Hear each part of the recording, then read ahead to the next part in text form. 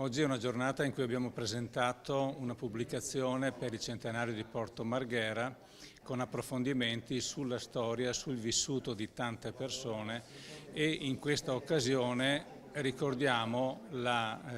perdita di una persona molto significativa, Bruno Filippini, che è stato operaio, sindacalista, amministratore del territorio veneziano. La sua storia, il suo lavoro incessante come rappresentante sindacale, le sue lotte per le questioni pesanti che Porto Marghera ha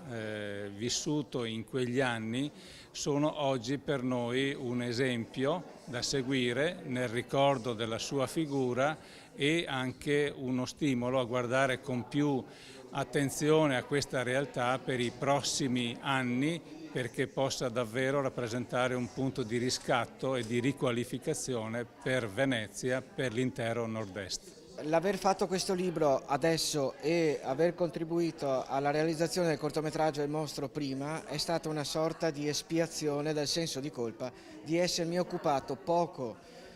delle dinamiche di questa città, e me ne sono accorto proprio il 2 novembre 2001 quando nell'aula bunker del processo c'era questo urlo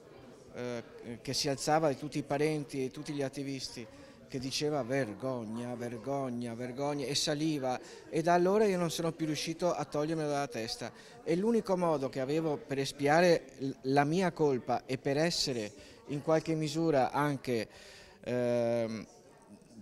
paterno nei confronti di mia figlia è stata quella di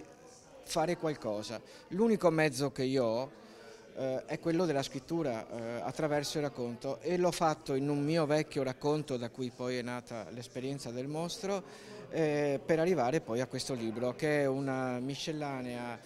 e una raccolta di testimonianze di altri autori veneziani. La poesia è intesa come racconto poetico, poi non come forma letteraria nello specifico, è forse la modalità che più di tutte racconta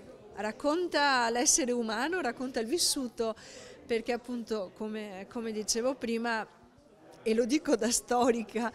limitarsi a raccontare un luogo, un'esperienza attraverso la cronaca dell'esperienza, attraverso i numeri, i dati, i fatti, lascia poi un po' il tempo che trova, nel senso che poi se vuoi sapere veramente che cos'è stato quell'avvenimento, che cos'è stato quel momento, ci devi mettere la poesia, che è quella che racconta l'umanità che c'è dietro. Quindi il libro parte dal voler raccontare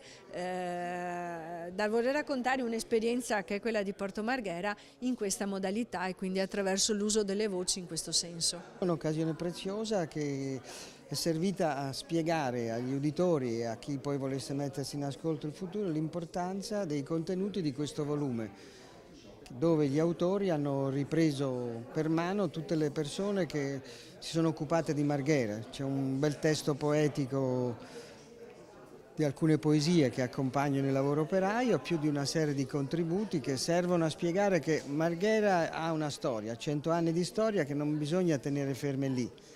perché uno dei due autori, Dorigo, nel testo finale della sua parte del volume dice: non fermiamoci qui, ma facciamo sì che quest'area possa essere opportunamente risenata, tutte cose che sono scritte nel volume, e diventare